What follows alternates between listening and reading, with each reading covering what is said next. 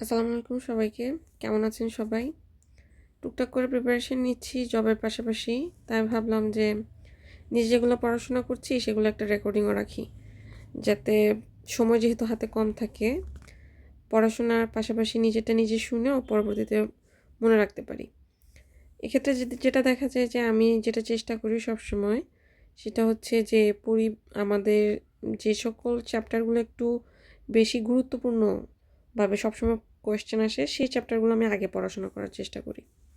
তো ধরেন যারা শূন্য থেকে শুরু করছেন তারা আমার মতোভাবে এবং যারা একটু সময় কম দিতে পারছেন তারা আমার মতোভাবে শুরু করতে পারেন। তো আজকে আমি চেষ্টা করব খুব অল্প সময়ের মধ্যে একটু পরিবেশগত ইস্যু ও কূটনীতি এই চ্যাপ্টারটা যেটা আছে সেখান থেকে পড়ার জন্য। এটা আসলে খুব বেশি ইম্পর্ট্যান্ট।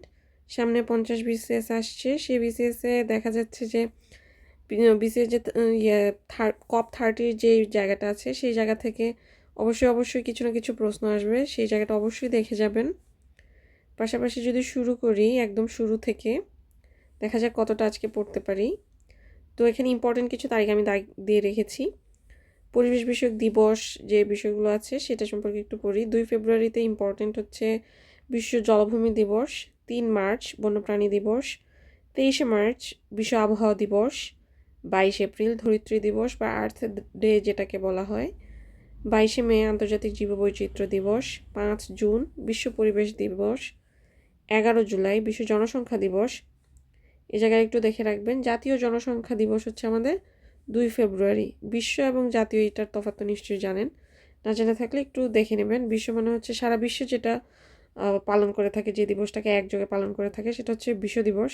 আর জাতীয় হচ্ছে আমরা বাংলাদেশিরা যেই দিনটাকে বিশেষভাবে পালন করি বা এক একটি দেশ যেটা সেই দেশে শুধুমাত্র পালন করে থাকে সেটাকে জাতীয় দিবস বলা হয়ে থাকে। তো 29 জুলাই আছে বিশ্ব বাঘ দিবস, 16 সেপ্টেম্বর আন্তর্জাতিক ওজোন স্তর সংরক্ষণ বা CFC হ্রাস দিবস, 4 অক্টোবর বিশ্ব বন্যপ্রাণী দিবস, 4 অক্টোবর বিশ্ব প্রাণী দিবস, 13 অক্টোবর আন্তর্জাতিক দুর্যোগ প্রশমন দিবস। এরপর দেখবো আমরা জাতীয় দিবসের মধ্যে একটা 10 মার্চ দুর্যোগ প্রশমন দিবস আছে। এই দিবসগুলোর মধ্যে এই কয়েকটা দিবস আমরা একটু ইম্পর্টেন্টলি দেখে রাখবো। এরপর আছে পরিবেশগত সম্মেলন যেগুলো আছে তার মধ্যে কয়েকটা ইম্পর্টেন্ট সম্মেলনের মধ্যে আমরা কিছু জিনিস দেখব, যেমন স্টকহোম সামিটের মধ্যে এটা পরিচয় হচ্ছে বিশ্বের প্রথম পরিবেশ সম্মেলন এবং মানব পরিবেশ সম্মেলন। এই সম্মেলনটা অনুষ্ঠিত হয়েছিল স্টকহোম, সুইডেনে। স্টকহোম সামিটটি হয়েছে স্টকহোম বা সুইডেনে। এখানে গৃহীত কার্যক্রমের মধ্যে অন্যতম হচ্ছে 5 জুনকে পরিবেশ দিবস হিসেবে ঘোষণা করে। একটু আগে আমরা দিবস পড়েছি, সেখানে 5 জুনকে আমরা বৈশ্বিকভাবে পরিবেশ দিবস হিসেবে পালন করি। কেনিয়ার নাইরোবিতে ইউনেপ প্রতিষ্ঠা। এই দুইটা গৃহীত কার্যক্রম হচ্ছে ইম্পর্টেন্ট, এটাও অবশ্যই পড়ে রাখবেন। ধরিত্রী সম্মেলন থেকে আছে হচ্ছে এর পরিচয়, সবচেয়ে গুরুত্বপূর্ণ পরিবেশ সম্মেলন। এর পূর্ণ নাম হচ্ছে United Nations conference on environment and development. এটার অন্য নাম হচ্ছে ধরিত্রী সম্মেলন বা আর্থ সামিট বা রিও কনফারেন্স।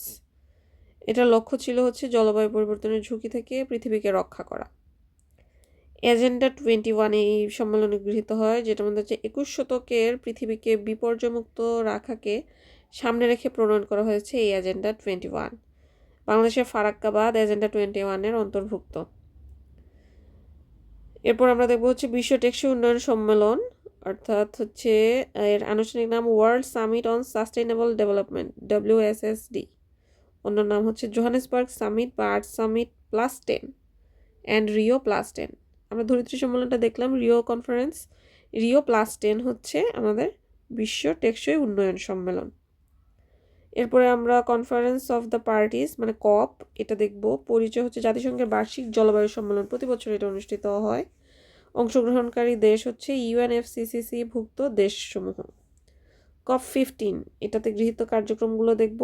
এর মধ্যে তাপমাত্রা 2 ডিগ্রির নিচে রাখা, জলবায়ু পরিবর্তন মোকাবেলার জন্য গ্রিন ক্লাইমেট ফান্ড প্রস্তাব গ্রহণ করা হয়। COP29-এর অনুষ্ঠান স্থল ছিল হচ্ছে বাকু, আজারবাইজানে। সাধারণত এটা নভেম্বর মাসেই অনুষ্ঠিত হয়। এবছর COP30ও নভেম্বর মাসে হলো। এটা অনুষ্ঠিত হলো হচ্ছে বেলেম, ব্রাজিলে। এরপর হচ্ছে আর্ট সামিটের মধ্যে হচ্ছে প্রথম 1992 সালে আর্ট সামিট হয় রিও ডি জেনেরিও, ব্রাজিল। 1992 এটাকে ধরিত্রী সম্মেলন, আর্ট সামিট বা রিও কনফারেন্স বলা হয়। চতুর্থ যে আর্ট সামিটটা হয় সেটা হচ্ছে 2022 সালে, মানে লাস্ট। এটা আর্ট সামিটটা 10 বছর পর পর হয়ে থাকে স্টকহোম, সুইডেনে। এটাকে আবার স্টকহোম +50 বলা হয়ে থাকে। তো এই ছিল আমাদের সামিটের পর হচ্ছে এখন আমরা দেখব একটু পরিবেশগত যে কনভেনশনগুলো আছে সেটা। এর মধ্যে অন্যতম হচ্ছে প্রথম যেটা দেখব সেটা হচ্ছে রামসার কনভেনশন। এর লক্ষ্য হচ্ছে জলাশয় ও জলাভূমি সংরক্ষণ। এটার অনুষ্ঠানস্থল হচ্ছে রামসার, যেটা ইরানে অবস্থিত। বাংলাদেশের রামসার সাইট হচ্ছে দুইটা, একটা হচ্ছে সুন্দরবন, 1992 সালে এটাকে রামসার ঘোষণা করা হয়েছে, আরেকটা হচ্ছে টাঙ্গুয়ার, যেটাকে 2000 সালে ঘোষণা করা হয়েছে। এরপর আছে হচ্ছে ভিয়েনা কনভেনশন। ভিয়েনা কনভেনশনের লক্ষ্য হচ্ছে ক্রমহ্রাসমান ওজোন স্তরের সুরক্ষা এবং সংরক্ষণ। এই কনভেনশনটা দ্রুত বাস্তবায়নের জন্য 1987 সালে মন্ট্রিল প্রোটোকল স্বাক্ষরিত হয়। বাসেল কনভেনশন, এর পুনরূপ হচ্ছে Basel convention on the control of transboundary movements of hazardous wastes and their disposal.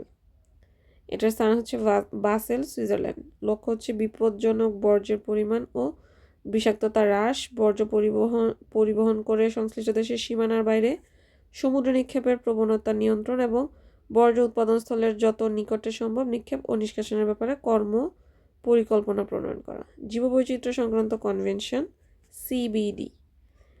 এটাকে হচ্ছে নোটের জায়গাটা দেখব শুধু। কনভেনশনটি দ্রুত বাস্তবায়নের জন্য 2000 সালে কার্টাগোনা প্রোটোকল এবং 2010 সালে নাগোয়া প্রোটোকল স্বাক্ষরিত হয়। ইউএনএফসিসিসি, এটা পুরো নাম হচ্ছে United Nations framework convention on climate change. এটা কার্যকর হয় 1994 সাল থেকে। এটার মূল কাজ হচ্ছে বার্ষিক জলবায়ু সম্মেলন বা কপ আয়োজন করা।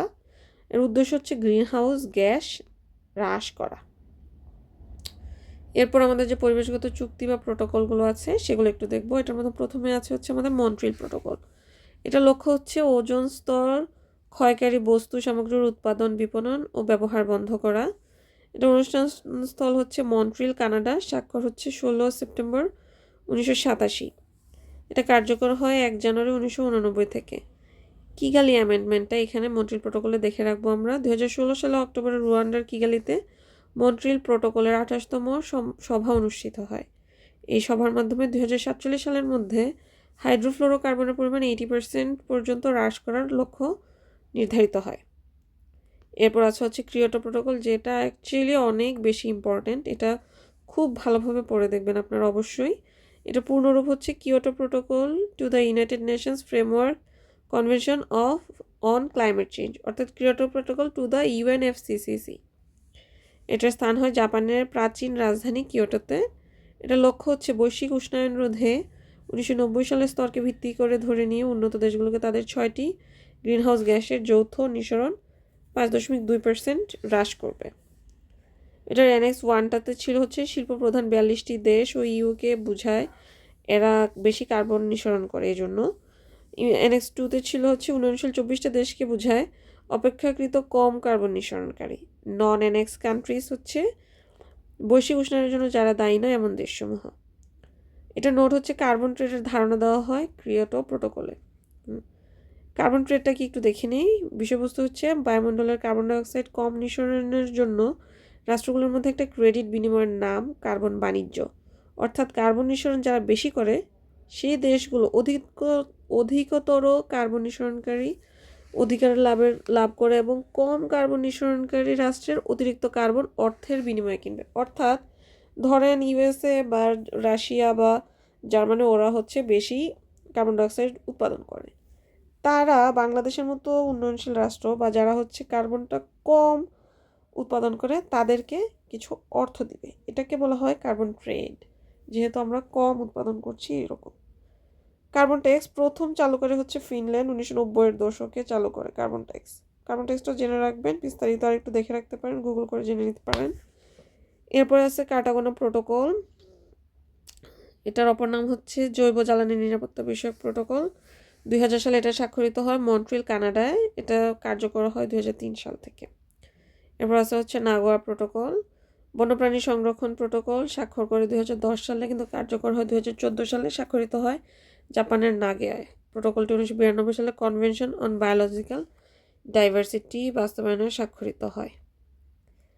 ওকে, আজকে আমরা তাহলে দেখলাম হলো পরিবেশগত চুক্তি, প্রোটোকল, পরিবেশগত কনভেনশন যেগুলো ছিল এছাড়া আমরা দেখলাম হচ্ছে পরিবেশগত যে সম্মেলনগুলো হয় এবং ইম্পর্টেন্ট কিছু পরিবেশ বিষয়ক দিবস। আশা করছি এই কয়েকটা জায়গা পড়াশোনা করলে পরিবেশের যেই এই টপিকের যে কোয়েশ্চেনগুলো আসে সেগুলো থেকে অবশ্যই কমন পড়বে। আরও যদি কোনো কিছু বিষয় জানার থাকে সেটা জানাতে পারেন। পরিবেশের চ্যাপ্টারের বাকি যেই পড়াশোনা আছে সেগুলো আরেকটা ভিডিওতে দেওয়ার চেষ্টা করব।